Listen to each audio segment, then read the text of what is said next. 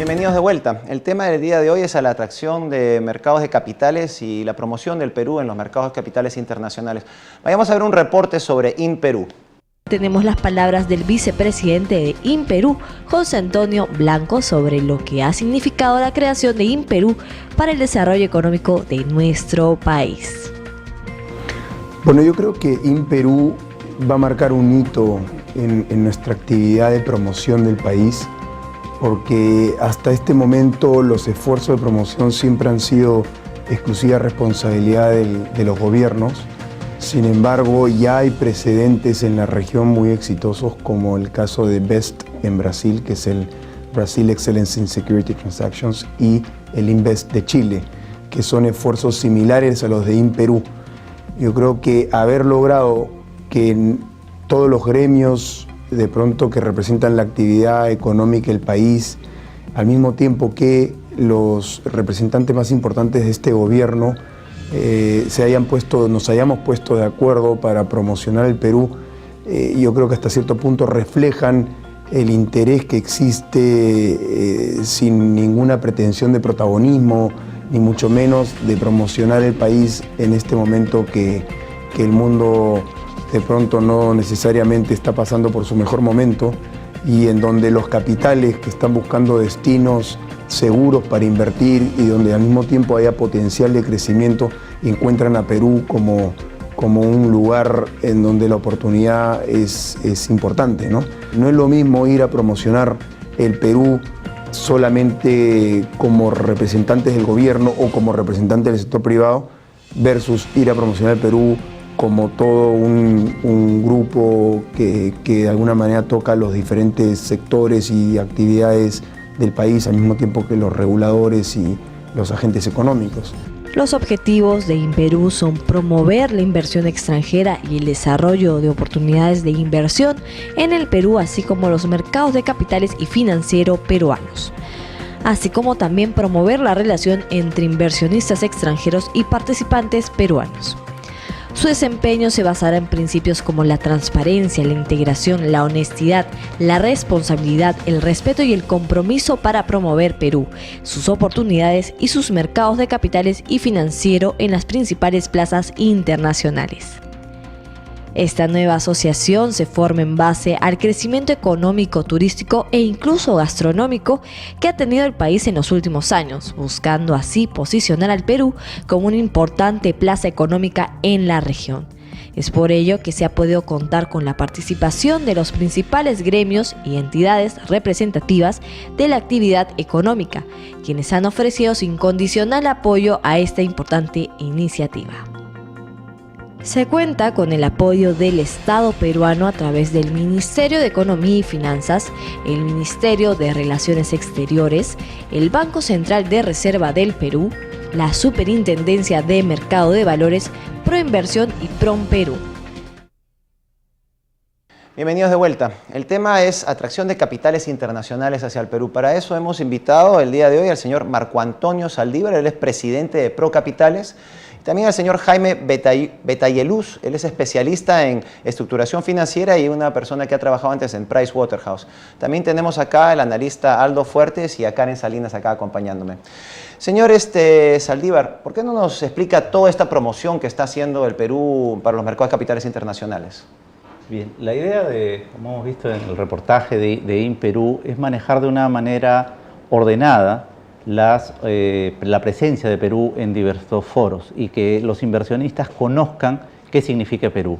No suceda lo que podemos tener, como en algunos casos, que cuando una empresa va al exterior a buscar inversionistas, primero tiene que vender al Perú porque nadie lo conoce y después, en una última parte, vender su empresa. Queremos que los inversionistas en los principales mercados internacionales conozcan el Perú para que después las compañías puedan ir a vender específicamente sus proyectos. Entonces, InPerú tiene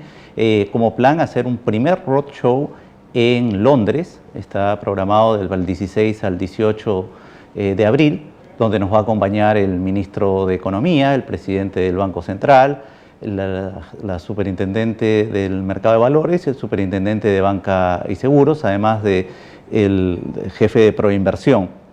y algunos inversionistas peruanos, inversionistas también internacionales que van a complementar con cuál van a ser, cuál es su experiencia en Perú. Y principalmente, como lo ha anunciado el ministro Castilla, se van a dar a conocer ahí en el mercado cuáles son los cambios que se han venido trabajando en los últimos meses para fomentar la inversión en el Perú y principalmente las mejoras al mercado de capitales, que es algo que estamos... Salió un dato, ¿no?, de que el Perú ya es macroeconómicamente, creo que el tercer país más atractivo, una encuesta de Bloomberg, creo, pero el mercado de capitales todavía, ese atractivo todavía no trae plata a los mercados de capitales. No, justamente si uno ve en los países desarrollados cuál ha sido el motor del desarrollo de estos países, ha sido un mercado de capitales mucho más abierto, un mercado de capitales mucho más profundo. Y esa es la idea que creo que ha entendido el gobierno, y la idea de las reformas es que tener un mercado de capitales para peruanos, para inversionistas extranjeros, que pudiera darle más oportunidades para llenar esa brecha gigantesca que hay, sobre todo en infraestructura en el Perú, ¿no? Mucho dinero por un lado de instituciones, de ahorristas, y por otro lado una gran necesidad de utilizar ese dinero para cerrar la brecha de inversiones. Lo que tenemos en el medio de compatibilizar esa oferta y demanda es que creo que todos los que participamos en InPerú y las contrapartes que tenemos en el gobierno están un poco de acuerdo que algo tenemos que hacer. Podemos diferir en algunos matices, pero creemos que ese es el camino para canalizar todo ese gran ahorro que se ha hecho en los últimos años y ese interés que los inversionistas extranjeros tienen en el Perú para, de alguna manera, cerrar esas brechas de financiamiento que necesita el Perú, ¿no? Señor Petayaluz, como justamente está diciendo el señor Saldívar, una de las grandes potenciales acá es verdaderamente la infraestructura. Las empresas peruanas tienen sus acciones, hay algunas que van a salir a bolsa, pero verdaderamente no estamos esperando pues de que va a ser un Silicon Valley y van a haber un sinnúmero de emisiones, por lo menos en el corto plazo, pero donde sí hay un gran potencial es en desarrollar todo lo que es infraestructura. Justamente, sí, el tema de infraestructura no solo es infraestructura privada, sino es pública también, y en donde pueden interactuar diferentes mecanismos públicos-privados, como son asociaciones públicas-privadas, iniciativas privadas, y en el tema de infraestructura privada, en todo lo que tú hablas justamente del desarrollo de proyectos para donde generen valor, ¿no? Y no sigamos siendo una economía primaria exportadora, está que tiene que dar las condiciones necesarias para que el inversionista pueda entrar y sea atractivo al inversionista e invertir. Porque si un inversionista va y pregunta, ok, tú quieres que ponga una planta de microchips, por ejemplo, ¿tienes a la gente especializada o tienes gente que yo pueda emplear dentro de tu país para poder hacer esa planta? ¿Tienes la carretera de acceso al punto, al arenal, donde estás diciendo que me cedes 100 hectáreas para el desarrollo de la planta? Todas esas preguntas hace el inversionista, y si el inversionista evalúa todas las necesidades que requiere para invertir en el proyecto que de repente tiene interés el gobierno peruano o algún sector de la economía, entonces él va a hacer su costo-beneficio y su análisis de riesgos pertinente. Si no encuentra las condiciones, el inversionista simplemente va a quedar en una muy buena intención, que es lo que muchas veces está pasando. Y por un lado, el Estado también necesita ser fortalecido, ¿no?, en la parte de gestión pública, en la parte de promoción de inversiones, y que no sea una actividad de una sola entidad, como es el caso de Proinversión.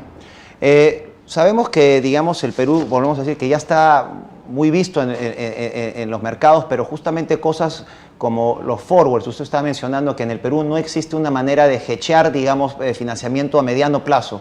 Por ejemplo, ¿no?, en el caso, si hablamos de proyectos de infraestructura muy grandes, ¿no?, también los contratos take-or-pay, por ejemplo, o take-off-pay, que es para venta asegurada, o en el caso de que uno tenga, por ejemplo, la posibilidad de una pequeña empresa, como conversábamos antes, de financiarse de repente con un contrato a futuro de venta de su mercadería con un precio pactado en un mercado determinado, podría con ese mecanismo levantar financiamiento estructurado diferente al tradicional o bancario, ¿no?, que le permitiría acceso a un mercado de capitales mucho más amplio y con unos costos más eficientes, que inclusive el mismo día a día, el desarrollo de sus negocios puede hacer que ese planeamiento, ese flujo caja que proyectó a 10 años lo pueda cumplir antes y el costo efectivo del proyecto sea mucho menor a lo esperado. Aldo, sabemos que en el Perú el mercado de capitales todavía tiene varios problemas. A ver, danos unos cuantos o sea, ya sabemos que hay interés, pero ¿cuáles son los problemas que todavía hay en el mercado de capitales? Bueno, justamente lo que decía Jaime y Marco Antonio, es importante entender que no solamente el desarrollo viene a través del sistema financiero únicamente, sino el mercado de capitales efectivamente va a cumplir un rol importantísimo, sobre todo es el que puede hacer estructuraciones, gestionar de maneras más interesantes de riesgo, meterle un poquito de innovación a productos financieros, un poco de ingeniería financiera para finalmente lograr oportunidades de inversión atractivas. Ahora, el mercado de capitales no es el peruano no es el ideal como lo podría ser un mercado para un inversor de la magnitud de los que queremos traer. En primer lugar, es un mercado muy reducido, en donde en donde los volúmenes para negociar, si nos referimos al tema de las acciones, por ejemplo, son bajos, escasos, existe mucha concentración de propiedad. Además, también el tema de la protección del inversor vía el mercado de capitales es un tema bastante, todavía que necesita bastante desarrollo, bastante empuje. El mercado de capitales también se soporta de procedimientos de un poder judicial finalmente para hacer valer los contratos que se derivan de las estructuraciones financieras y de los diferentes proyectos. Necesitas un poder judicial fuerte, sólido, y eso también está faltando. Necesitas un mercado con un regulador, un organismo regulador, supervisor, mucho más independiente en todo, en su autonomía presupuestal, en su independencia respecto incluso al gobierno que está en el periodo. Necesitas también un mercado en donde los temas de gobierno corporativo, por ejemplo, sean mucho más naturales y no tanto propuestas de empresas demasiado avanzadas, sino más bien un tema casi hasta podría pasar de requisitos de listado, ¿no? Entonces, estamos hablando de un mercado de capitales que todavía